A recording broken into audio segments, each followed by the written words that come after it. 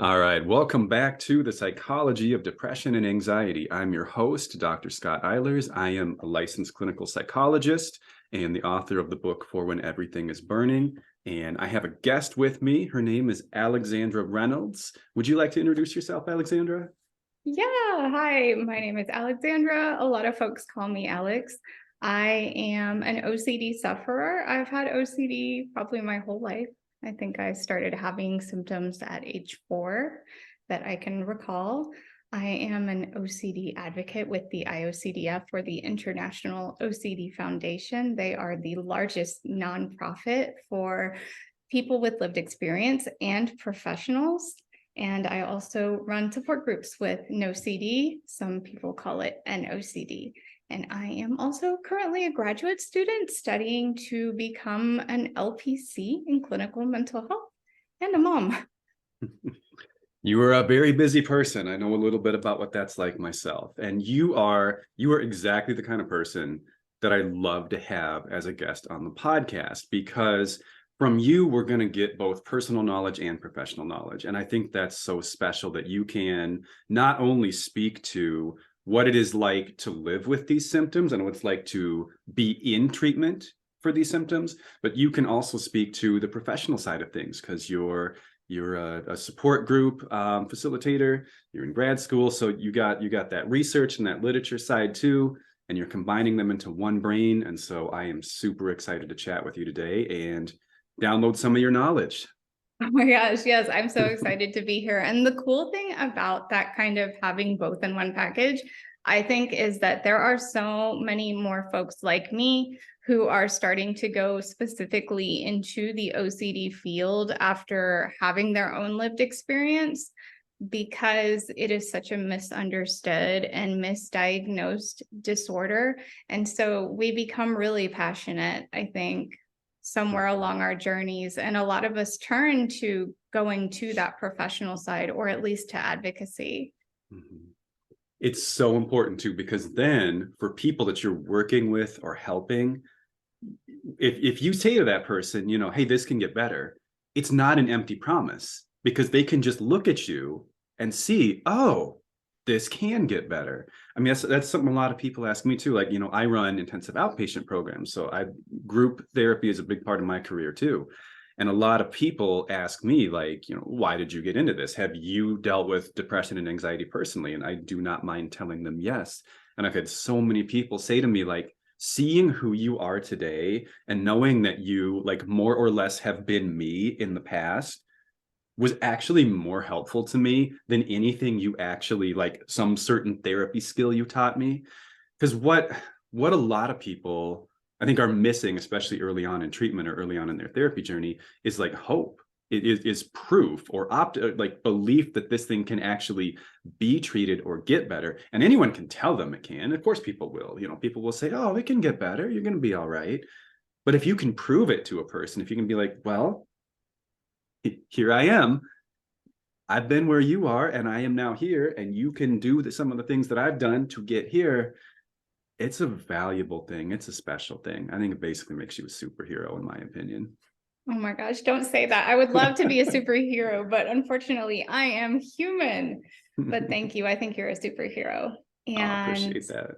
I agree with that. I think what started me on this journey was group therapy. When I started group therapy with my own therapist, um, I realized that I wasn't alone.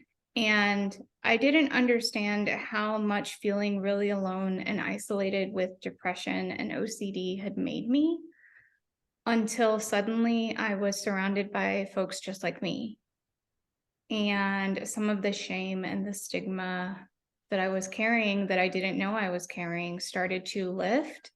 And I felt like, oh, I want more. I want this all the time. And not only do I want this all the time, but I want other people like me to have this, because it was just as instrumental in my recovery as the actual therapy was.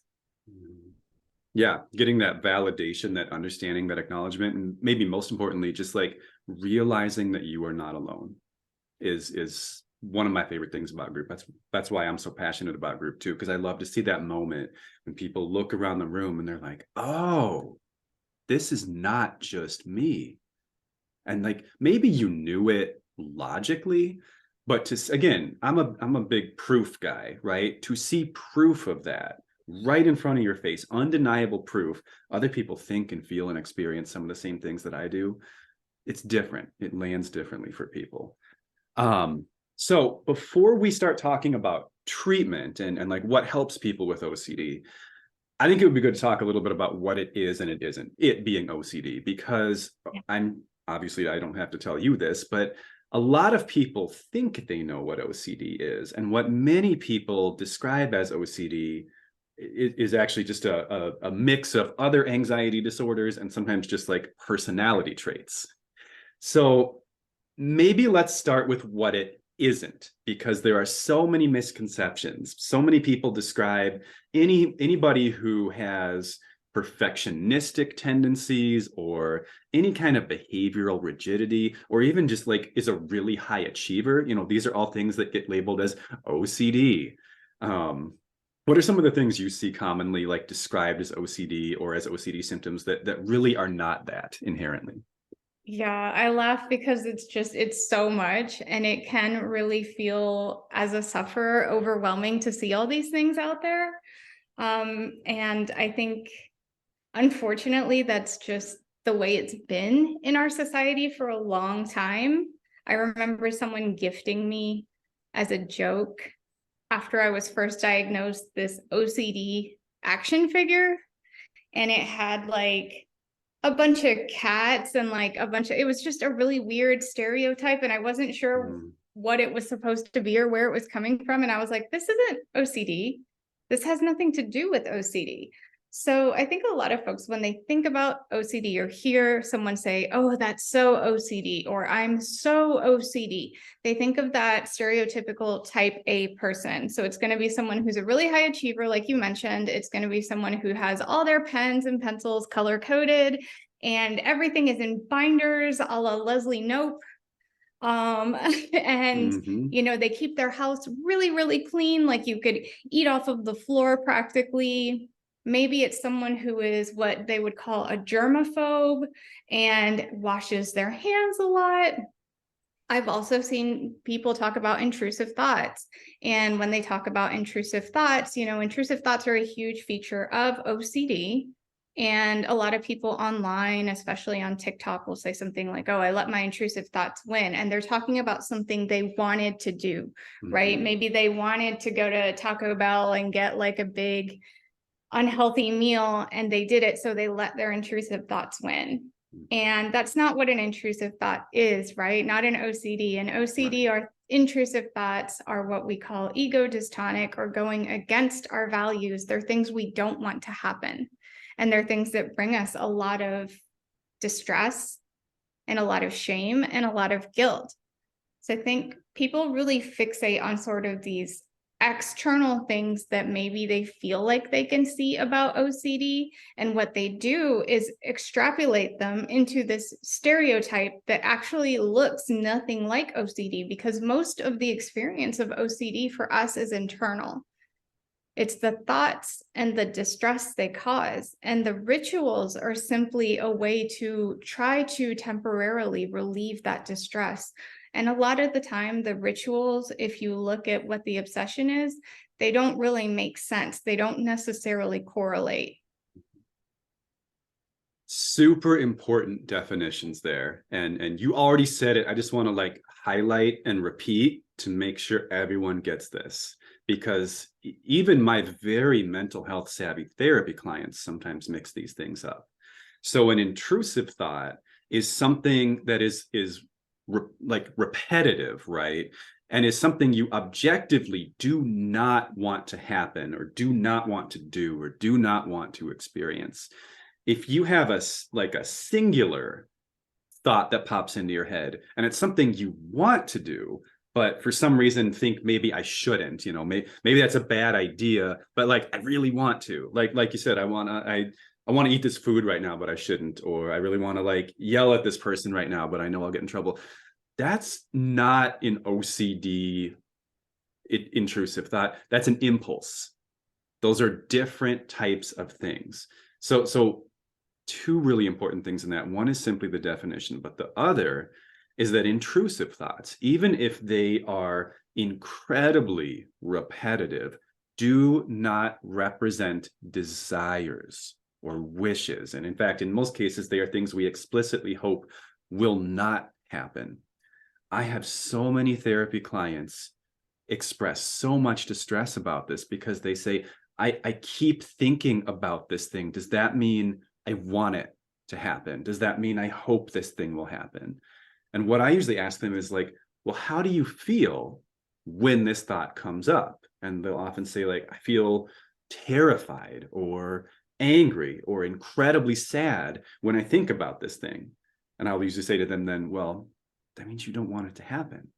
If you wanted it to happen, you would feel excitement or motivation or joy or release of tension when you think about doing this thing. And so I think those are incredibly important to delineate. And I'm glad we're on the same page with, same page with that. Absolutely. Absolutely.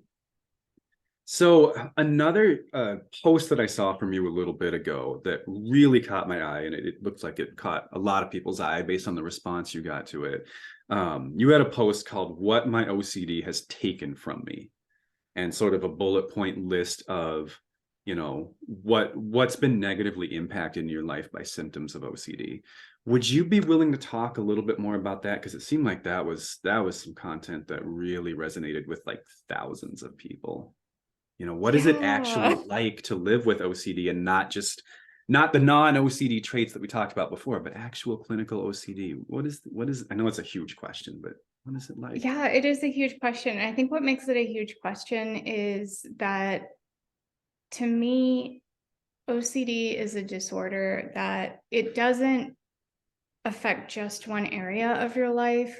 Once it really gets a hold, it affects all areas of your life. And when it gets really severe, a lot of us don't have very good insight.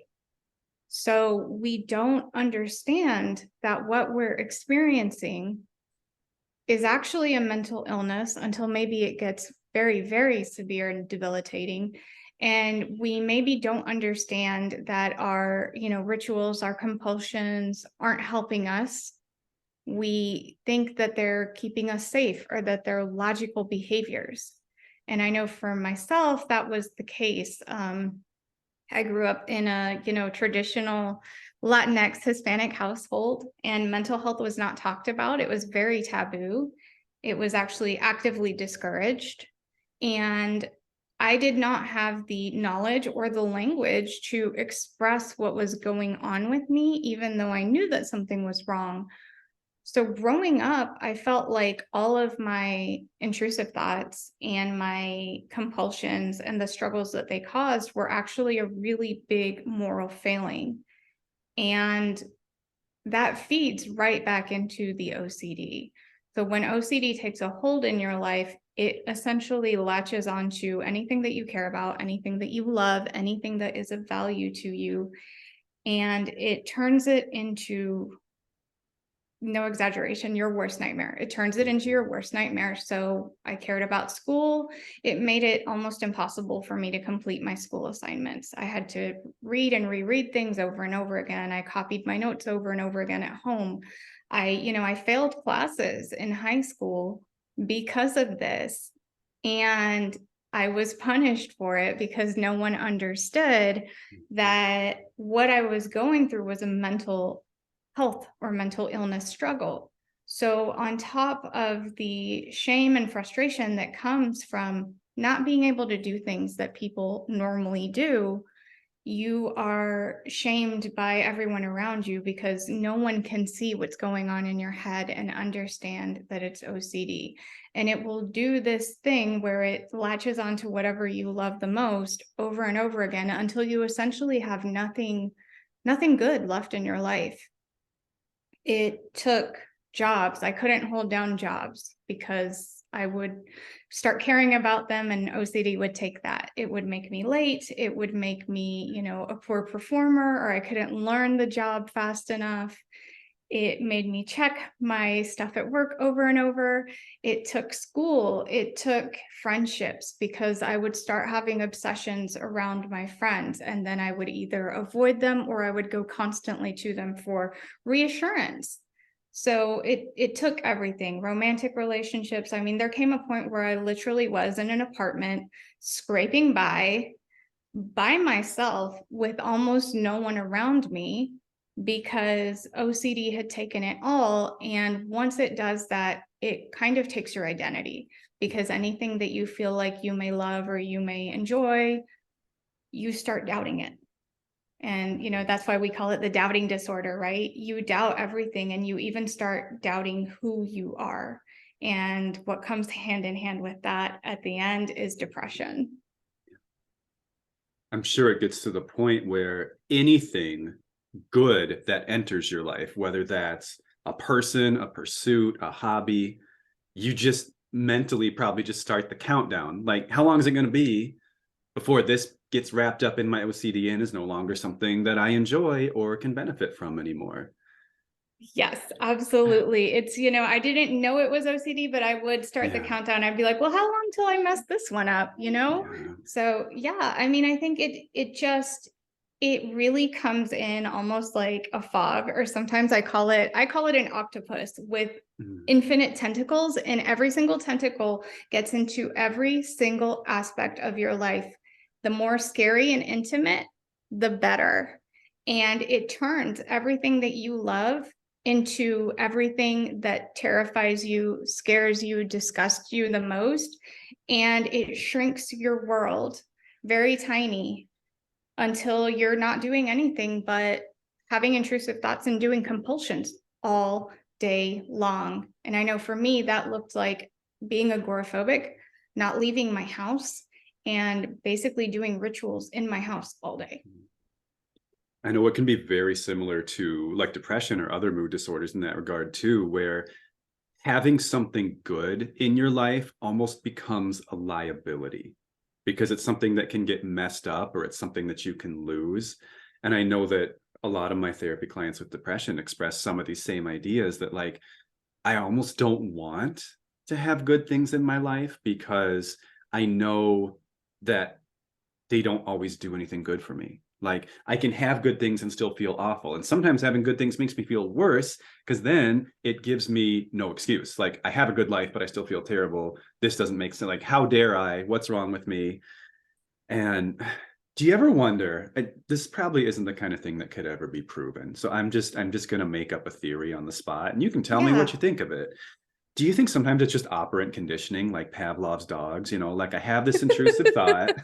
I don't mean that to sound like disparaging, but like I did this thing that had nothing to do with the intrusive thought, but the intrusive thought did not come to fruition.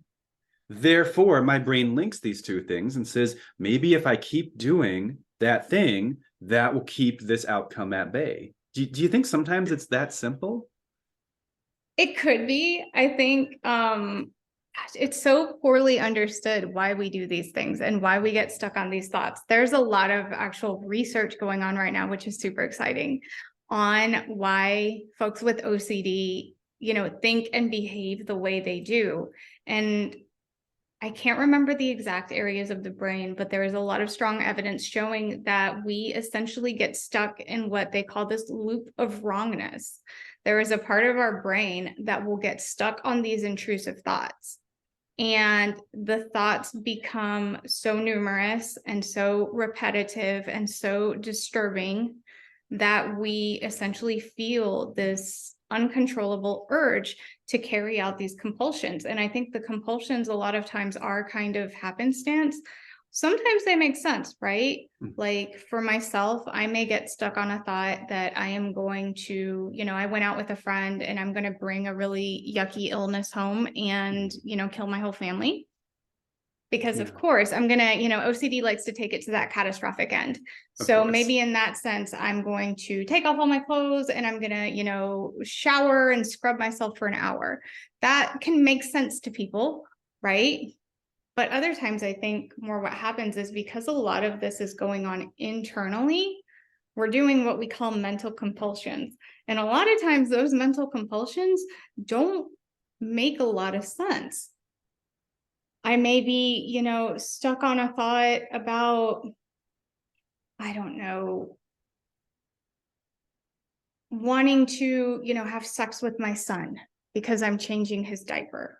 And so I may be doing a lot of mental compulsions around that in my head, but I may also feel an urge to do something outwardly. I may go wash my hands because to me, that makes me feel dirty. That makes sense to me, right? But outwardly, it may not make sense to other people. Or I may go do something, nice for him to try and cancel that out. Mm-hmm.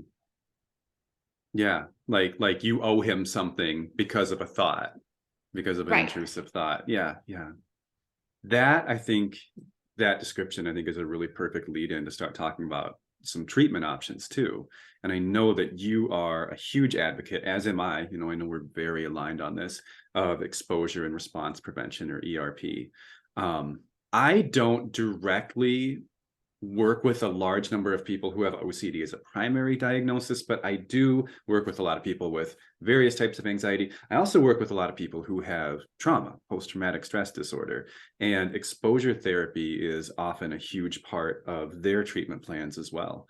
Would you be willing to describe kind of from your end, like what ERP is, and we'll just kind of go from there?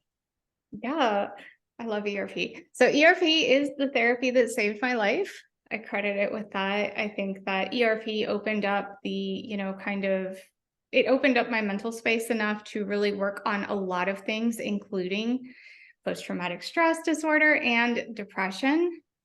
I think that for those of us with OCD, a lot of times the OCD is so strong. It becomes the main character in our lives. It is the main character. We kind of become, like I said in my post, we become shells of ourselves, right? Because we don't know what we want. We only know what OCD wants. And we've been living by its rules so long that we have no identity. And so exposure and response prevention allows us to stop living by OCD's rules, and it starts letting us live by our own. And the way we do that is by exposing ourselves to the things that we fear or the things that bring us distress in a safe, controlled manner with a specialist. And we don't carry out the rituals. And when we don't carry out the rituals, we start to teach our brain a new way to relate to our fears.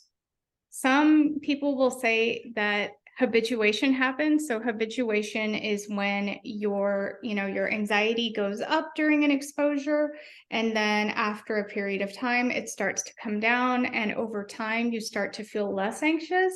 And then, sometimes you can habituate, which means you essentially eliminate that anxiety.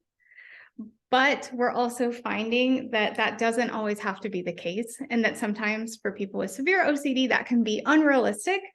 So we talk a lot about inhibitory learning, which is essentially teaching us new ways to relate to the fear. It means I may always have a strong feeling of distress around certain obsessions, but I have still learned through ERP to lean into that fear, welcome the uncertainty that it brings, and live my life the way I want to through acceptance and through sort of experience, right? Teaching my brain, hey, I'm going to be afraid of this thing. And that's okay, because I know that whatever the outcome of this scary thing, I can cope. Mm-hmm. The way I have a super ridiculous and implausible metaphor that I use to describe the emotional experience of practicing exposure therapy. And I do a ridiculous one on purpose because I've learned the hard way that if you do a non-ridiculous one, eventually it's going to have actually happened to somebody, and then they're not going to appreciate that metaphor as much. So I try to think, like, what do I think is a safe territory as far as like no one's going to be like, oh, that happened. So the way I explain it is like, let's say you're at the zoo and you fall into the tiger pit. Now, obviously, the moment you realize I am in the tiger pit, there is a tiger. 20 feet away from me and there's nothing protecting me from this tiger, your initial response is going to be panic, terror, dread. I'm going to die, right? But let's say that for some reason, the tiger leaves you alone. The tiger just doesn't really seem all that interested in you. Now, your feelings are not going to go away quickly, right? And this is where it gets really implausible. For some reason, in this scenario, no one helps you out of the tiger pit. You're in there for just days on end, right? And every day, the tiger just does his own thing. He just, he wakes up, stretches, walks around, takes a bath, goes about his own business. After some amount of time in the tiger pit, your reaction to seeing the tiger will start to change, right? If you've been in there for 2 weeks and this tiger shows no interest in harming you, at some point, you're not going to be like, oh my gosh, it's going to eat me. At some point, you're going to be like, oh, there's the tiger. Hey, tiger, how you doing today? Because your body cannot stay in a fight or flight state indefinitely without something triggering it to reoccur, right? Do you need to talk? No, he's good. Okay. He's good. Thank you. All right. No worries. No, I love that. I love that metaphor. Good. I'm glad it makes sense to you too. It does. I think I like thinking of OCD as the tiger. Exactly. And here's the thing. We folks with OCD, recovery, we always say recovery is not linear. It's not a straight line. You don't go through ERP necessarily and get better and get cured, and you don't have to do ERP anymore. ERP really becomes a way of living, and it becomes something that we learn to practice regularly. However, outside of therapy, where we maybe build what we call a hierarchy of exposures, so maybe we start with some, mild discomfort and then start building up. In our regular lives, what that looks like really is leaning into uncertainty and making tough choices whenever we have the opportunity. And so it really becomes learning to live with that tiger in the enclosure. The tiger may come over and it may say hi, or maybe it's cranky one day and it's going to growl a little bit and, make some funky moves. And, maybe we're going to feel some discomfort and freak out a little bit, but we have our skills to cope and we know how to cope with that tiger. Yeah. But you aren't going to kill the tiger. No. No. Yeah. You will not defeat the tiger. You are going to coexist with the tiger, hopefully peacefully. Absolutely. Absolutely. I think, there may come one day where we can see that we actually defeat the tiger. I hope we don't kill it, because I'm not into killing animals. And I really hope for that day. But for right now, ERP really is the best thing that we have to help as many people as possible in a very safe, evidence-based way. And it really is life-saving. Learning to cope with OCD and coexist with it has opened up my world in ways that I never knew were possible. And to be honest, a lot of us will say things like, I wish I could go back to my life before OCD. I wish I could go back to my life, before I started having all these really scary symptoms and intrusive thoughts. And to that, I say life can honestly be better than it was before OCD, because ERP gives you the skills to cope, not just with the uncertainty brought on by OCD, but the uncertainty brought on by life, because life is really uncertain. That is a very powerful statement. You don't have to go back. That actually isn't as good as what you could have if you really learn and practice these tools. And that takes me back to, like, way back to the start of the podcast. We were talking about proof, right? And so I'm about to make a bold statement, and I welcome disagreement, although I don't think you will disagree. But if you do, that's okay. I don't know, for any anxiety disorder, and I think I would even say also for PTSD, put all that under this umbrella of what I'm about to say. I don't know that you can really get to a point where symptoms are significantly reduced without doing some type of exposure. Because without the exposure component, you're only doing theoretical mental work, basically. And our brains need proof. So if you are having this recurring intrusive thought, so the thought is the stimuli, right? The real problem is the stress that this thought creates, right? The emotions that are generated by this distressing, disturbing, unwanted thought. And so that emotion is the thing you're trying to make go away in the moment. And at some point, you stumble across something that makes that emotion go away, whether that's, rewriting that paper 7 times, washing your hands, whatever it may be. You stumble across something that, for it, at least temporarily, the feeling subsides for a bit. So your brain then has proof. This thing gives me relief. This behavior gives me relief from this emotion. Temporary relief, but when you haven't even found temporary relief up to that point, you will take temporary relief because it is certainly better than no relief. Until you can prove to your brain that there is another pathway you can take from that emotion that will reduce the emotion, I don't think the behaviors are going to change. Because if you think there's only one way that you can solve a problem, you will apply that solution every time that problem occurs. Whether that problem is an intrusive thought, whether that problem is a trauma trigger, whether that problem is a desire to avoid, if you only know one way to make the feeling go away, you're going to do that every time you have the feeling. And the only way I think that's ever going to change is if someone can help prove to you there is another way to make that feeling go away. I am so in agreement with you. I couldn't nod my head anymore. If I tried, I was going to come through the screen nodding my head.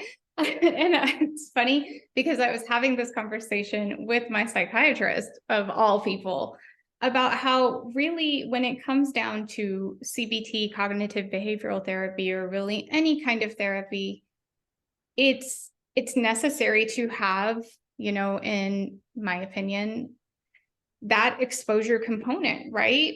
And of course, with OCD, we want to make sure it's not just exposure, but exposure with the response prevention. Because if someone's being exposed to a fear and they're still doing rituals, they're simply feeding that cycle of OCD. Mm-hmm. You're strengthening it. Yes, absolutely strengthening it. You're making it worse.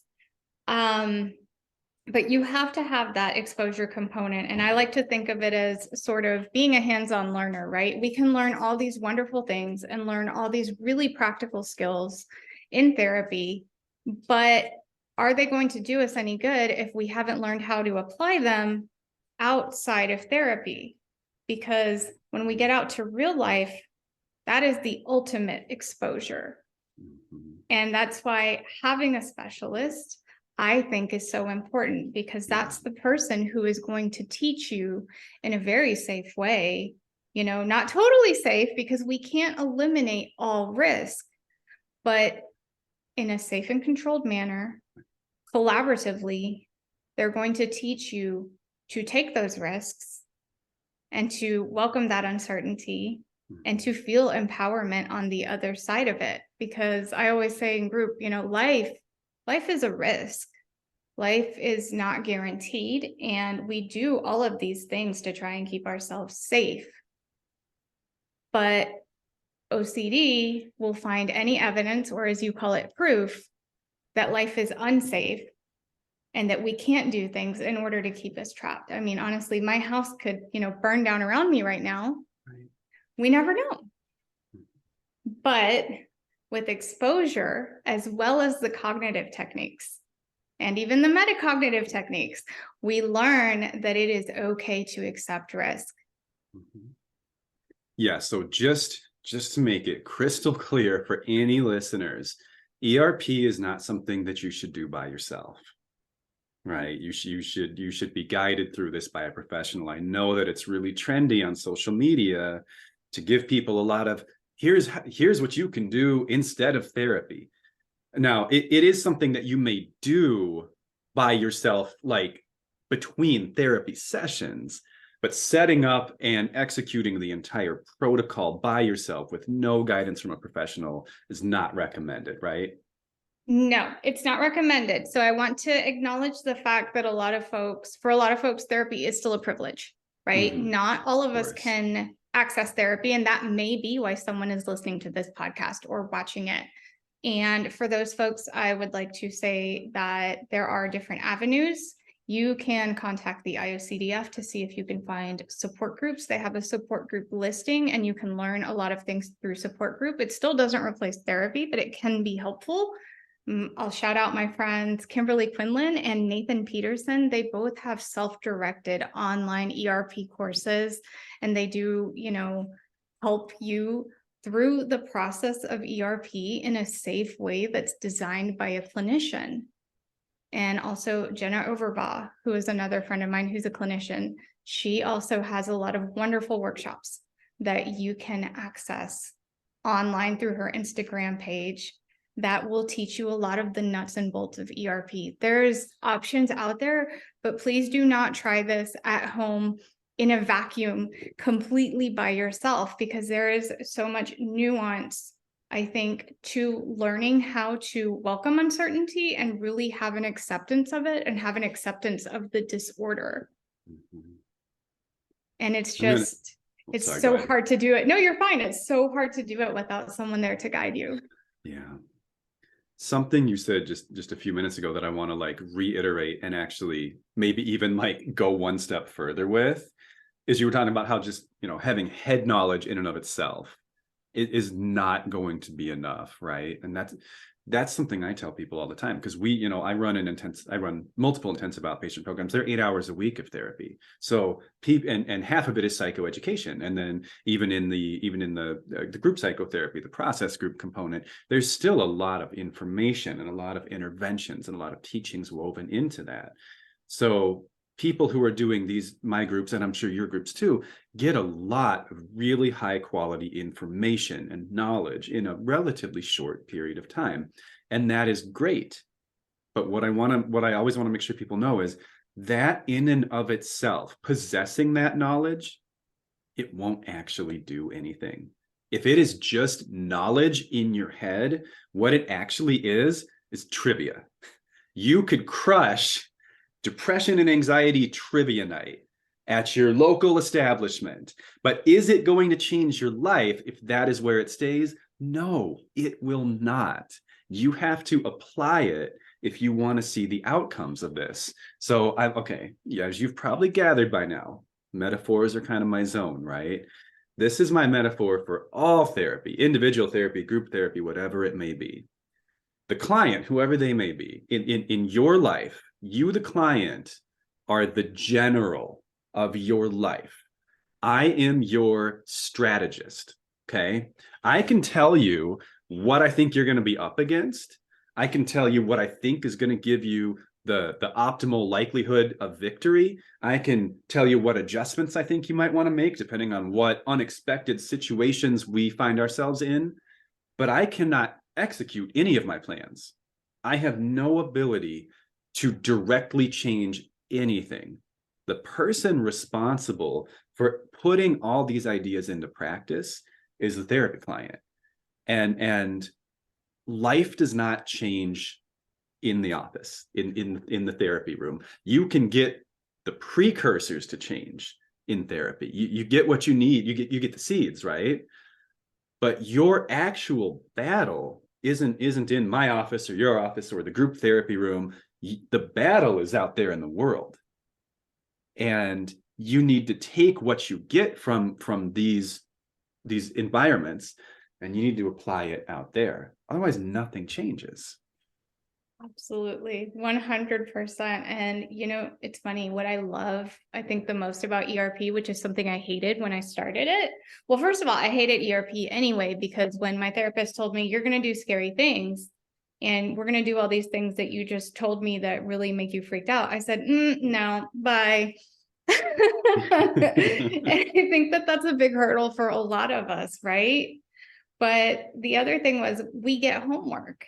And we got a lot of homework that is basically go home and do all these scary things and then let me know how it was. I didn't want to do it, and I think that's a big roadblock for us. But that's exactly what ERP does, is it teaches you to do the skills on your own so that when you get out of therapy, ideally, you're going to continue using them. And I think that's what's so different about it from a lot of other modalities, And one of the things I love the most now on the other side, because that homework is so empowering.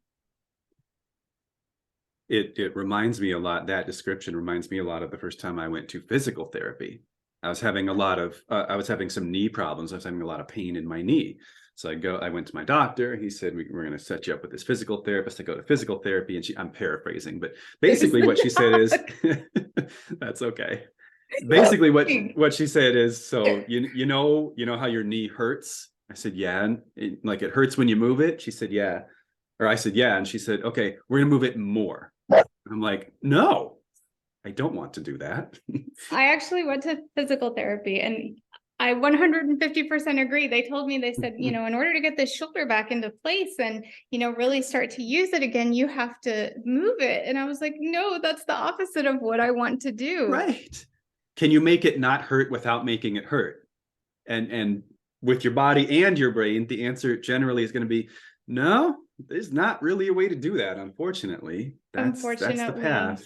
Unfortunately not. But I will say this, for anyone who is thinking of starting ERP or just starting ERP and is really scared, because I know it can feel really overwhelming and scary to be told, okay, we're going to start confronting all these really awful, scary thoughts and scary things, that are making you do these safety behaviors, basically, in order to try and alleviate that anxiety. It's going to feel irresponsible. It's going to feel really scary and really big. But on the other side of that is so much freedom and so much empowerment. It can get to a place, and this is going to sound super weird, it can get to a place where ERP becomes fun. Challenging yourself becomes fun, because on the other side of that challenge lies more freedom from OCD, and more freedom from being shackled to the idea of gaining certainty. And that opens us up to take so many beautiful risks and to not be so afraid of failing, because we know that whatever the outcome in life, we can cope. Mm-hmm. I 100% agree. And I think that's true for, like, actually a lot of therapeutic modalities, is that they can be fun. And, somebody in the middle of their darkest hour, it is going to sound weird to that person, but it's absolutely right. And you can get to the point, even with like cognitive distortions that relate to your depression, for example, where there's almost a game-like quality to it. It can be kind of like being in debate club in high school, where you're like, really, brain? That's what you're gonna that's your best argument for why I'm a worthless piece of crap. To that, okay, that's not that hard for me to defeat, but you can try. And yeah, there can almost be a playful quality to it once you get to that point where you have confidence. I think that's the key. When you have confidence in your ability to handle the symptoms, then a lot of the scariness and the dread kind of starts to fade away, and it becomes just like a thing that you just have to do, but that is very, very worth doing. It is. And I just want to validate how hard and how scary it is, because, having it become fun, that doesn't take away the fear in the beginning. And it doesn't take away the fact that the lows can be really low, and that we really can feel, like maybe we just don't want to exist because the thoughts won't go away. And it's okay to feel that way. I've been there. And, that's exactly what community, peer support, and therapy is for. I think we've kind of come full circle with that, because that's where we started. And it's just such, it's such an important part of treatment to have a community.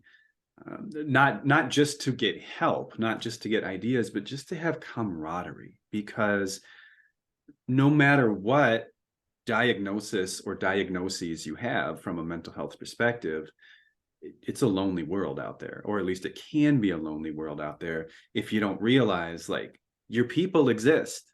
There's so many other people out there who are dealing with almost the exact same thoughts, feelings, behaviors, challenges, but you're not gonna get that, going to the mall or going to the post office, because they're not things that people talk about usually openly in public settings. So you feel like you're the only one in the world, even though you're probably meeting people every single day. Statistically speaking, if you leave the house, you probably encounter at least one person dealing with 90% the same thing as you.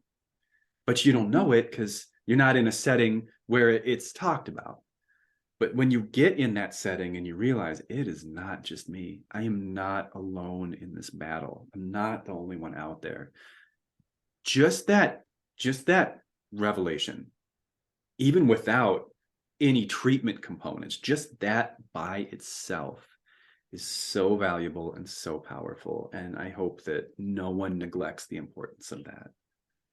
I 150,000% agree. I think that one of the biggest takeaways for me from group was that I'm not alone and that I am capable of making changes in my life and making friends with people who are like me, and that I'm not unworthy of getting better and I'm not unworthy of good relationships, because we become so used to feeling that we are the only one like us that we start to shut everything else out and everyone else out without realizing it. We just assume no one understands, no one can relate, no one can help, and we resign ourselves to the fact that this is going to be a journey of one, when it does not have to be that way. Absolutely not. So glad you had me on. Yeah, so really quick, for people who were not familiar with you prior to this episode, but who want to get more from you, what are the best ways that a person can have more access to you and your insights and your knowledge? Oh my gosh, such a tall ask. So I am on Instagram and TikTok, and according to Scott, I should post more on TikTok. So I will be more present on TikTok. So I am Alexandra is Obsessed on both. And I can also be found at the IOCDF, which is iocdf.org.